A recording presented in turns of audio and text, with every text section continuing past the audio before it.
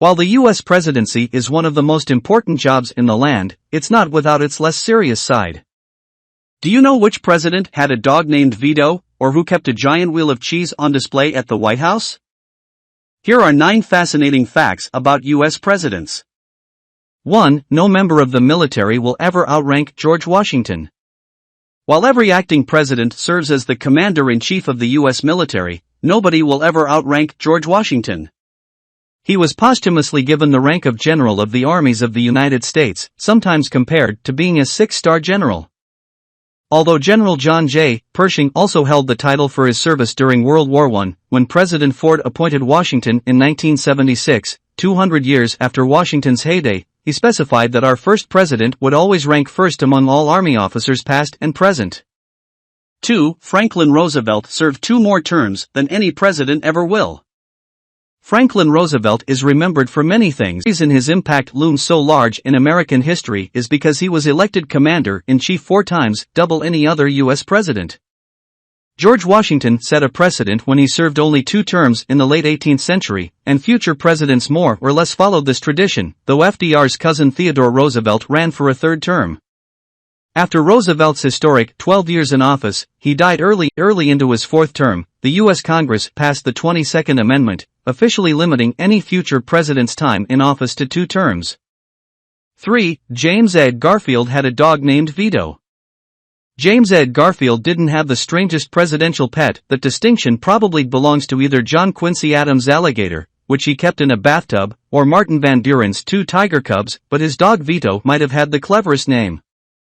Named after the presidential power to prevent a bill passed by Congress from becoming law, the Black Newfoundland was described by the Lewiston Evening Journal as a true protector who once alerted his humans to a barn fire by barking, and who also once held the reins of a valuable horse on a rampage in the barn until help arrived to resolve the equine emergency. 4. Abraham Lincoln was a top-ranked wrestler. Honest Abe was an accomplished wrestler. It's said that, as a young man in Illinois, Lincoln competed in about 300 wrestling contests over 12 years and lost just 1 match. In 1830, after he was crowned his county's wrestling champion, Lincoln wasn't afraid to trash-talk his opponents. "I'm the big buck of this lick," he reportedly said. "If any of you want to try it, come on and wet your horns." 5. Abraham Lincoln was the first president to be seen on TV. Although Roosevelt is perhaps most famous for his fireside chats broadcast via radio, the nation's 32nd president was also the first to ever be seen on television. The president appeared on TV during the World's Fair in New York in 1939, although only a handful of TV sets in the area were able to actually watch the broadcast. As World War II exploded across Europe and Asia, and TVs became more commonplace in American homes, FDR became the first president to really use the emerging medium. 6. Andrew Jackson kept a 1,400-pound wheel of cheese on display at the White House. To say that Andrew Jackson's legacy is complicated would be putting it mildly. He had a particularly horrifying record when it came to enslaved people and Native Americans. But his 8 years in the Oval Office did include at least one less painful story. Old Hickory kept a nearly 1,400-pound wheel of cheese on display at the White House for more than a year.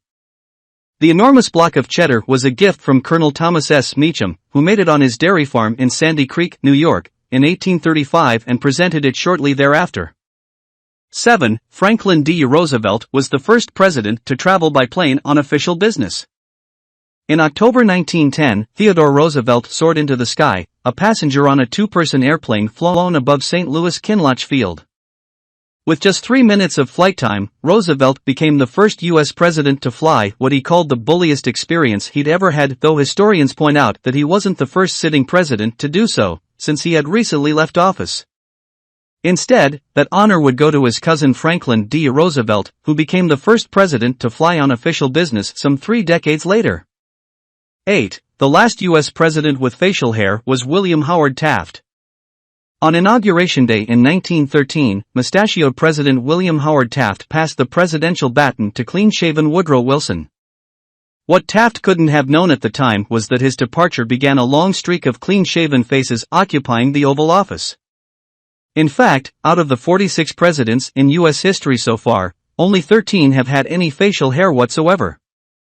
Although 6th President John Quincy Adams, 8th President Martin Van Buren, and 12th President Zachary Taylor sported impressive mutton chops. The first serious presidential facial fuzz belonged to 16th President Abraham Lincoln, thanks to an 11-year-old girl whose 1860 letter convinced him to grow out his whiskers. After Lincoln, 8 of the next 10 presidents sported some sort of facial hair. 9. Richard Nixon was reportedly descended from King Edward III. America was founded in part to oppose royalty, but some of our leaders were still descended from it. Richard Nixon, for example, is believed to have counted King Edward III among his ancestors on his maternal grandfather's side. What's more, he was named for Richard the Lionheart.